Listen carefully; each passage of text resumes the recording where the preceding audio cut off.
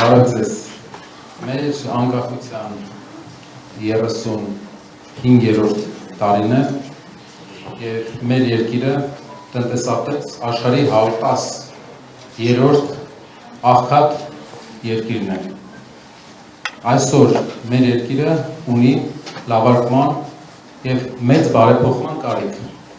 Բարեփոխումը մինչև այս մեր երկրի համակարգերը ձևավորվել էին ուրիշ օրակարգերի շուրջ։ Մենք գիտենք, որ առաջի 20 տարին մեր անկախության, 20-28 տարին անվտանգային օրակարգի շուրջ։ Դրանից հետո եկող 7-8 տարին իրար հետ հակասությունների երևի օրակարգի շուրջ, իսկ այդ ընթացքում մենք ունենում էինք մի խնդիր, որը քչերն էին նկատում էին այն մարդիկ, ովքեր զգում էին իրենց վրա։ Դա թուլացող Հայաստանն էր։ Դա Հայաստանն էր, որի բնակչությունը շրջաններից ուղղակի դուրս է գալիս։ Երևանցիները գնում էին Ամերիկայի Միացյալ Նահանգներ, շրջաններից գնում էին Ռուսաստանի Դաշնություն։ Մեր երկրի բնակչությունը կես միլիոն մարդով քչացել է անկախությունից հետո, շարունակում է անկում ապրել։ Այս առաջարկները 5 առաջարկ մենք ունենք, որը ուզում ենք ներկայացնել։ 5 քայլ, որը անելու ենք, որը փոխելու է մեր հայրենիքի կյանքը։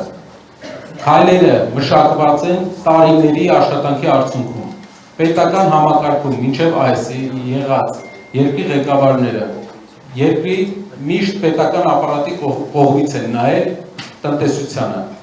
Առաջի ղեկավարը, ով կնայի ձեռնարկատերի հասարակության անդամի կողմից, դա կլինի Սամվել Կարապետյանը, քանի որ անցած ճանապարհը ձեռնարկատերի ճանապարհ է։ Եվ ինչ քայլեր ենք մենք ուզում անենք Հայաստանը փոխելու համար։ Ամենաառաջինը, բոլոր շրջաններով գնալով, մենք տեսնում ենք մեկ հիմնական խնդիր։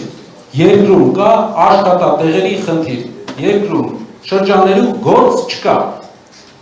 Գործը այս պահին ամենապահանջված բանն է Հայաստանի շրջաններում։ Դրա պատճառով մարդիկ մեկնում են արտերկիր, դրա պատճառով մարդիկ թողում են իրենց ընտանիքները այստեղ և ունենում են բազմաթիվ հետևանքներ բացասական։ Առաջինը դեմոգրաֆիկ հետևանք, երկրորդը ծայրահեղ աղքատություն շատ շրջաններում։ Այս բոլորի լուծման ճանապարհը մինչև հիմա պետությունը գտել է մի ուղղությամբ։ Հավաքել է բյուջե և տվել է ինչ-որ արտոնություններ, ֆինանսական սուբսիդիաներ, ինչ-որ ուղղություններով։ Արդյունքը մենք տեսնում ենք այն ինչ-որ ունենք։ Երկրի շրջաններում արդյունաբերությունը, արտադրությունները վերջի տարիներին անկում են ապրում։ Մենք ինչ-որ տեսնում ենք Երևանում վարկերի հիմքով ստեղծված տնտեսությունը, որը ժամանակի ընթացքում երկար չի կարողանա այս տեմպը պահպանի։ Ինչ ենք մենք առաջարկում։ Առաջի քայլը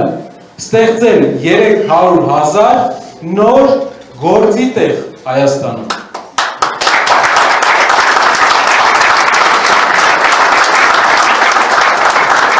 Շատերը կասեն, բոլորը դա կարող են ասել։ Ինչպես եք դա անելու։ Սրա տակ կա մակրոտնտեսական ուղենշված քաղաքականություն։ Մենք ունենք պլանավորած քաղաքականություն, թե ինչպես 300,000 նոր գործի տեղ ստեղծել Հայաստանում։ Քաղաքականության հիմքում ընկած է առաջի քայլը արդյունաբերականացում, վերաարդյունաբերականացում։ Հայաստանը երկար տարիներ զրկվել է իր արտադրող և ստեղծարար պոտենցիալից։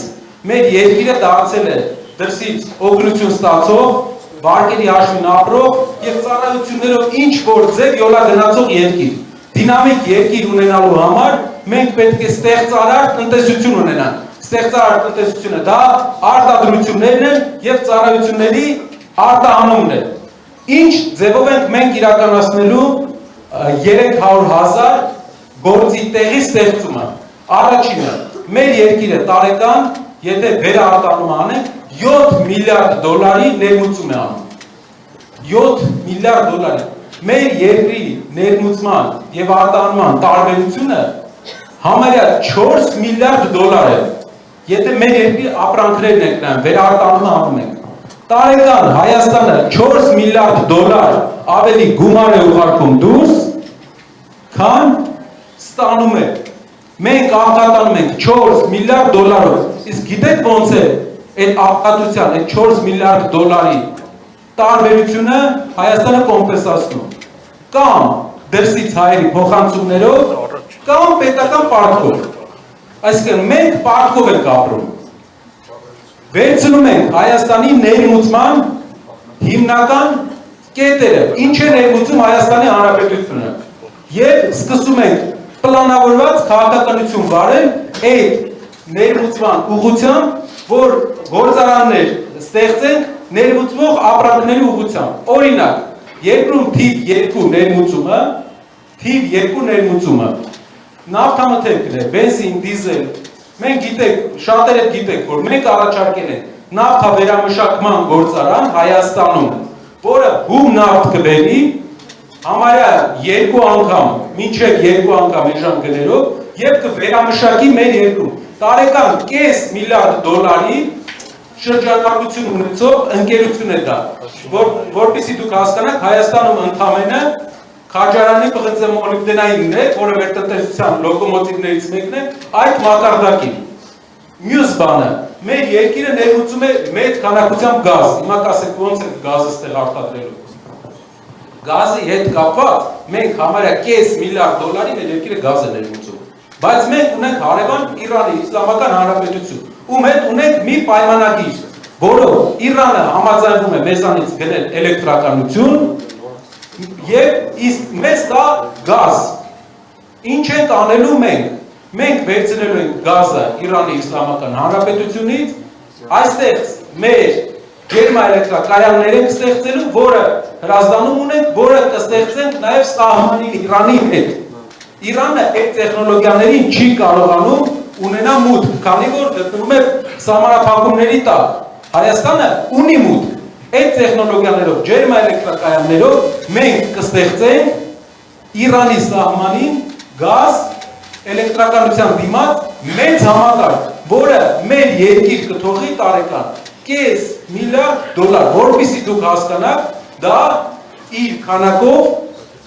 էկվիվալենտ է ինչի հետ համեմատենք։ Երևի երկրի ամբողջ թոշակների համարյա մոտ է թոշակների ֆոնդի հետ։ Չեմ ասում ամբողջը շահույթ կլինի։ Դա շրջանառություն է, եւ եթե մենք մեծ արդյունաբերական պոտենցիալ, մեծ գեներացիոն պոտենցիալ ստեղծենք, մեծ հնարավորություն կունենանք գազ ունենանք անվճար գնով, այսինքն շահույթ այդ ջերմաէլեկտրակայանների։ Մենք ունենք տարեկան մոտ 70 միլիոն դոլարի թռչնի մյուս մսերի թռչնի ներմուծում։ Դուք պատկերացնում եք Հայաստանի գյուղերը ամբողջությամբ դատարկում են, Հայաստանը գնում է աշխարհի ծայրից թռչնի միսը բերում։ Բոլոր ուղղություններով, ներմուծման մեջ բոլոր ուղղություններով մեր երկիրը կարող է արտադրություններ ստեղծել։ Իսկ ով է ստեղծելու այդ արտադրությունները։ Հիմա կասեք պետությունը լավ կառավարիչ չի։ Ես էլ եմ ասել, որ պետությունը լավ կառավարիչ չի։ Բոլորս գիտենք։ Պետությունը չի կարող նստել սպասել ներդրողը դա անի։